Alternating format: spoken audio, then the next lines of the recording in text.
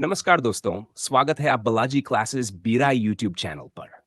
आज की इस वीडियो में हम पढ़ने वाले हैं वर्धमान महावीर खुला विश्वविद्यालय कोटा के बीए द्वितीय वर्ष परीक्षा 2026 के हिस्ट्री यानी इतिहास विषय के महत्वपूर्ण प्रश्न और उनके उत्तर।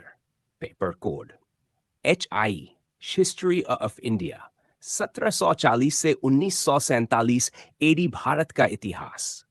1740 से 1947 ई। परीक्षा दिनांक 20 अगस्त 2026। वीडियो में आगे हम अति लघु उत्तरीय और दीर्घ उत्तरीय प्रश्नों को सरल भाषा में समझेंगे, तो वीडियो को पूरा जरूर देखिए। और अगर आप VMOU की परीक्षा की तैयारी कर रहे हैं तो बालाजी क्लासेस बीरा यूट्यूब चैनल को सब्सक्राइब जरूर कर लेना। चलिए दोस्तों, बिना समय गंवाए शुरू करते हैं आज के महत्वपूर्ण प्रश्न उत्तर। खंड आ अति लघु उत्तरीय प्रश्न नंबर 1। निम्नलिखित प्रश्नों के उत्तर दीजिए। पहला प्रश्न, कर्नाटक युद्धों में अंग्रेजों का प्रमुख प्रतिद्वंद्वी कौन था? उत्तर, कर्नाटक युद्धों में अंग्रेजों का प्रमुख प्रतिद्वंद्वी फ्रांसीसी थे।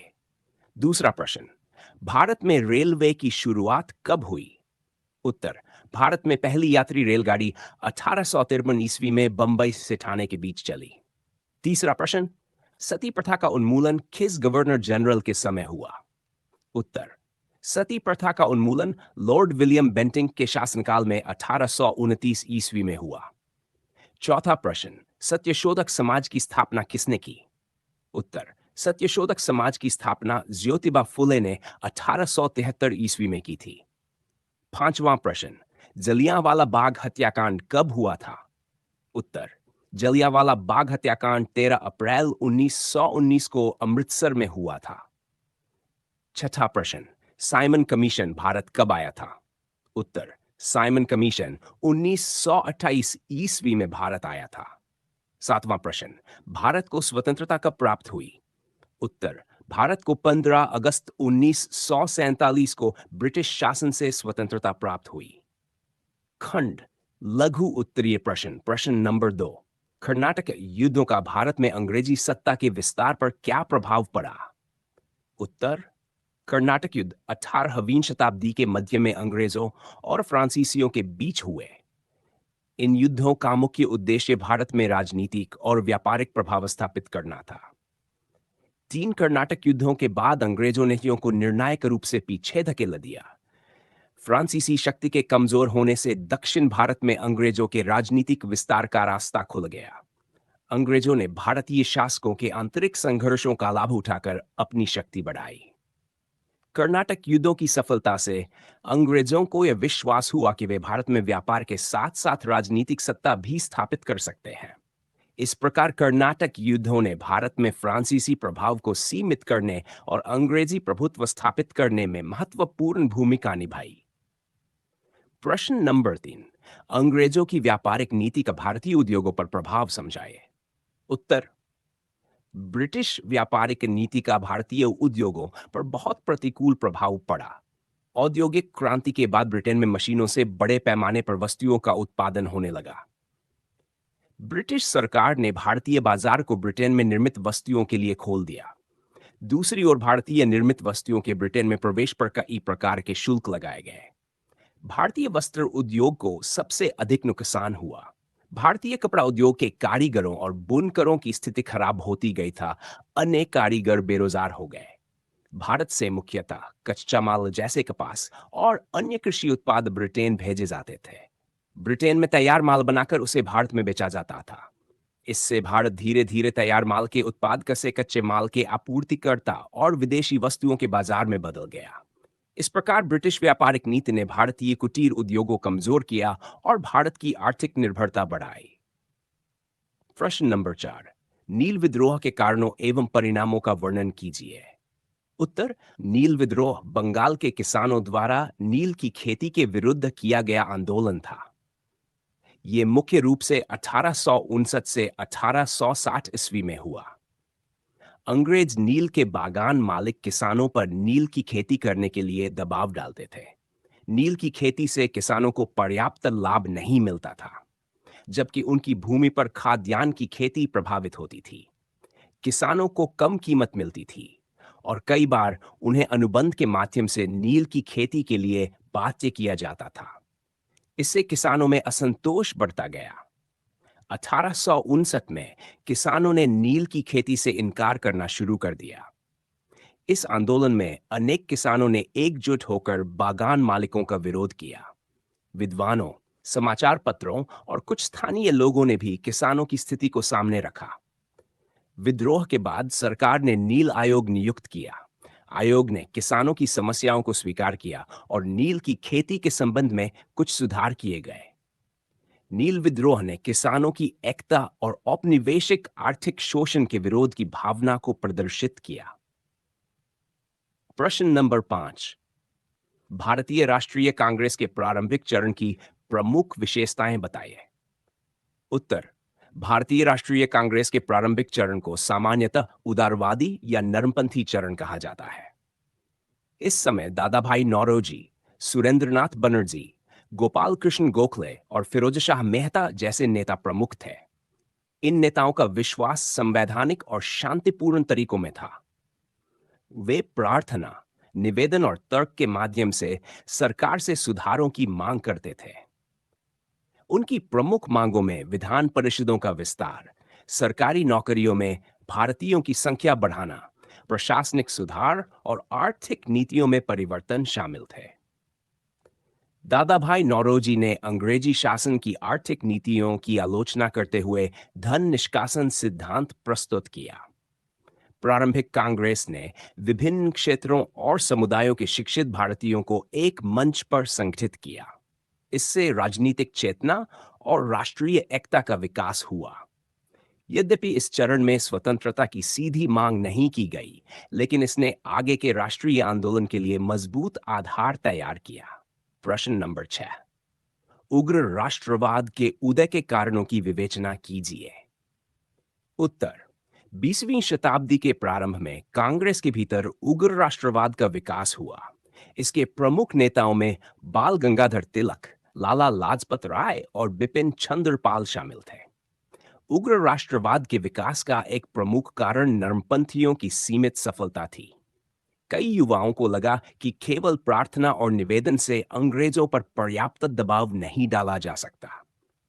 अंग्रेजों की दमनकारी नीतियों, आर्थिक शोषण और प्रशासनिक भेदभाव ने भी असंतोष बढ़ाया। बंगाल विभाजन 1805 ने राष्ट्रीय भावना को और तीव्र किया। इसके विरोध में स्वदेशी और बहिष्कार आंदोलन शुरू हुआ। उग्र राष्ट्रवादियों ने स्वराज, स्वदेशी, बहिष्कार और राष्ट्रीय शिक्षा पर जोर दिया। उन्होंने जनता में आत्मनिर्भरता और देशभक्ति की भावना विकसित की। इस प्रकार उग्र राष्ट्रवाद ने भारतीय स्वतंत्रता आंदोलन को अधिक सक्रिय और जनोन्मुख बनाने में महत्वपूर्ण भूमिका निभाई। प्रश्न नंबर 7। बंगाल में क्रांतिकारी आंदोलन के विकास का वर्णन कीजिए। उत्तर। बंगाल 20वीं शताब्दी के प्रारंभ में क्रांतिकारी गतिविधियों का प्रमुख केंद्र बना। बंगाल विभाजन 1805 के बाद युवाओं में ब्रिटिश शासन के प्रति विरोध और अधिक बढ़ा। अनुशीलन समिति और युगांतर जैसे संगठनों ने युवाओं को संगठित किया। इन संगठनों का उद्देश्य ब्रिटिश शासन को चुनौती देना और भारत को स्वतंत्र कराना था। क्रांतिकारियों ने गुप्त संगठन बनाए और युवाओं को शारीरिक तथा राजनीतिक प्रशिक्षण दिया। खुदीराम बोस और प्रफुल्ल चाकी जैसे युवाओं ने क्रांतिकारी गतिविधियों में भाग लिया। समाचार पत्रों और साहित्य से भी राष्ट्रवादी विचारों का प्रचार किया गया। अंग्रेज सरकार ने क्रांतिकारी गतिविधियों को रोकने के लिए ठोस कानून और गिरफ्तारियों का सहारा लिया। यद्यपि क्रांतिकारी आंदोलन अंग्रेजी शासन को तत्काल समाप्त नहीं कर सका, लेकिन इसने युवाओं में देशभक्ति और बलिदान की भावना को मजबूत किया। प्रश्न नंबर 8। खिलाफत आंदोलन के उद्देश्य एवं महत्व बताइए। उत्तर।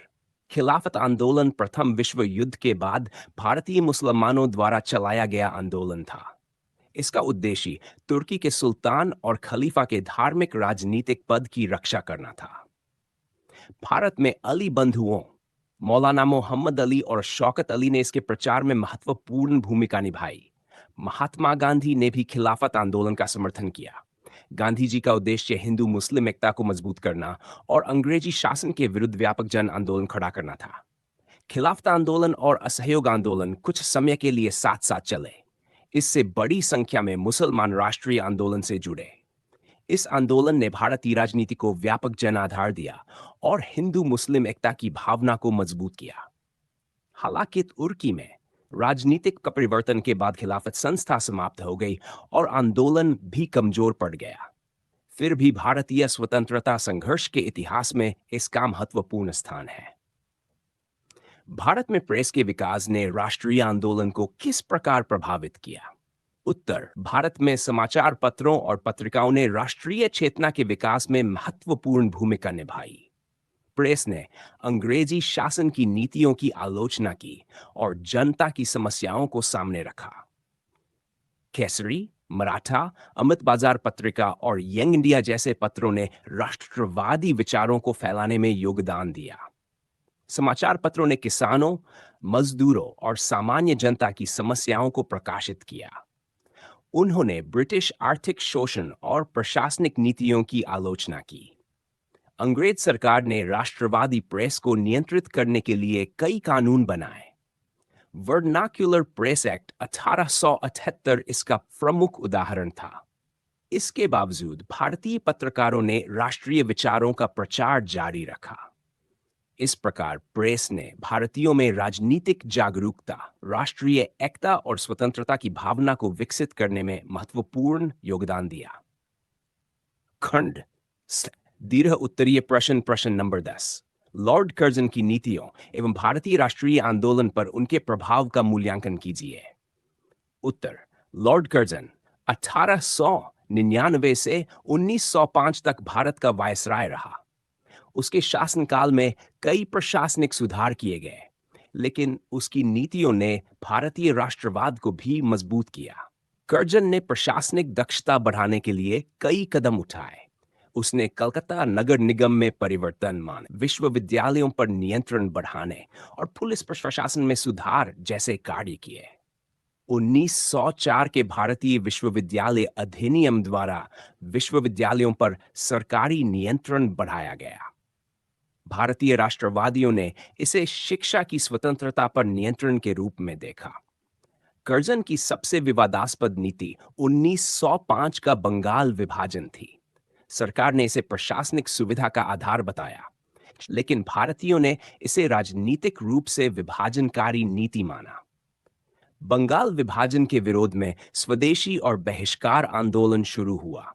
विदेशी वस्तुओं का बहिष्कार किया गया और स्वदेशी उद्योगों को प्रोत्साहित किया गया। कर्जन की नीतियों से भारतीयों में अंग्रेजी शासन के प्रति असंतोष बढ़ा। उग्र राष्ट्रवाद को भी इससे बल मिला।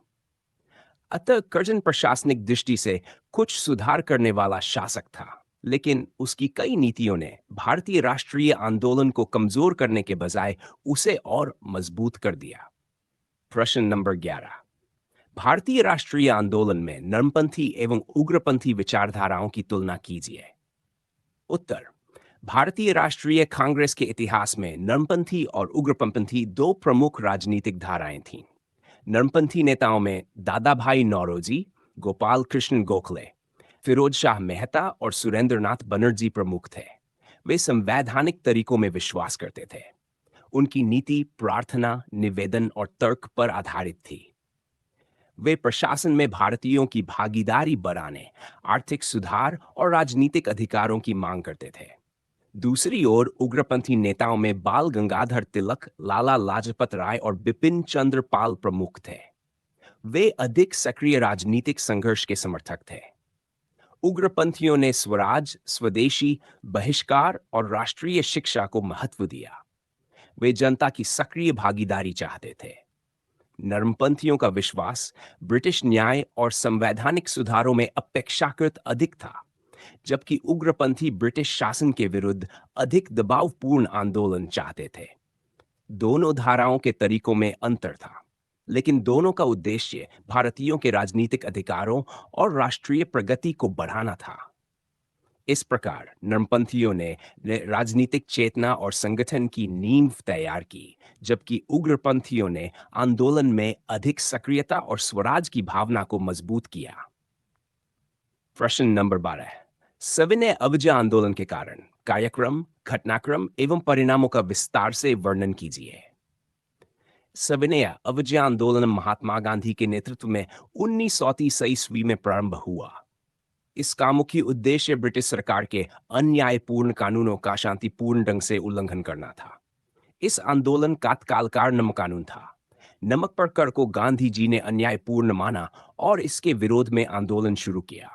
12 मार्च 1930 को गांधी जी ने साबरमती आश्रम से दांडी तक मार्च प्रारंभ किया। 6 अप्रैल को दांडी पहुंचकर उन्होंने नमक कानून तोड़ा। इसके बाद देश के विभिन्न भागों में आंदोलन फैल गया।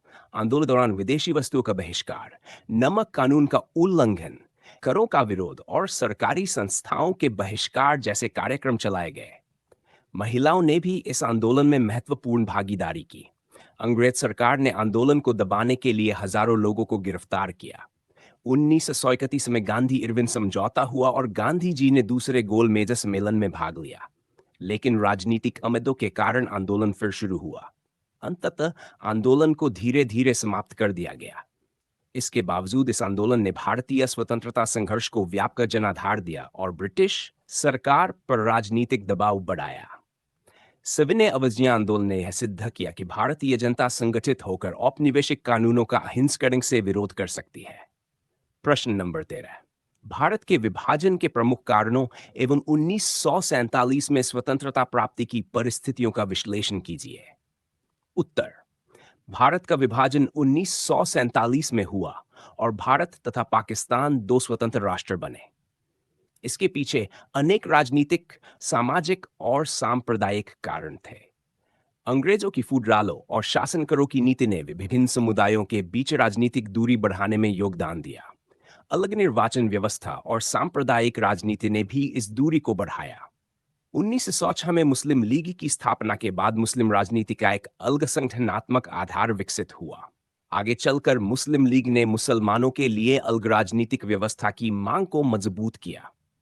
1940 के लाहौर प्रस्ताव के बाद अलग मुस्लिम राज्य की मांग अधिक स्पष्ट हुई। कांग्रेस और मुस्लिम लीग के बीच राजनीतिक समझौते की कठिनाइयां बढ़ती गईं। द्वितीय विश्व युद्ध के बाद ब्रिटेन आर्थिक और राजनीतिक रूप से कमजोर हो गया था। भारत में स्वतंत्रता आंदोलन और व्यापक दबाव के कारण ब्रिटिश सरकार के लिए भारत पर शासन जारी रखना कठिन हो गया।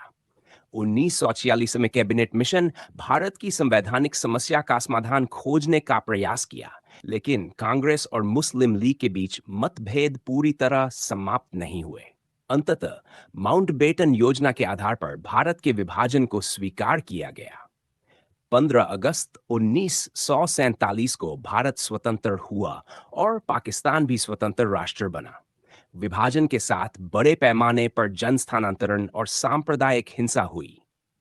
इस प्रकार स्वतंत्रता भारत के लिए ऐतिहासिक उपलब्धि थी, लेकिन उसका विभाजन अत्यंत पीड़ादायक घटना भी रहा। तो दोस्तों, आज की इस वीडियो में हमने बीए द्वितीय वर्ष हिस्ट्री पेपर कोड HI 04 के महत्वपूर्ण प्रश्न और उनके उत्तर पढ़े। अगर आपको ये वीडियो उपयोगी लगी हो तो वीडियो को लाइक जरूर करें और अपने दोस्तों के साथ शेयर करें। ऐसी ही VMOU परीक्षा से जुड़ी महत्वपूर्ण वीडियो के लिए बालाजी क्लासेस बीरा यूट्यूब चैनल को सब्सक्राइब कर लीजिए। मिलते हैं अगली वीडियो में। धन्यवाद। नमस्कार।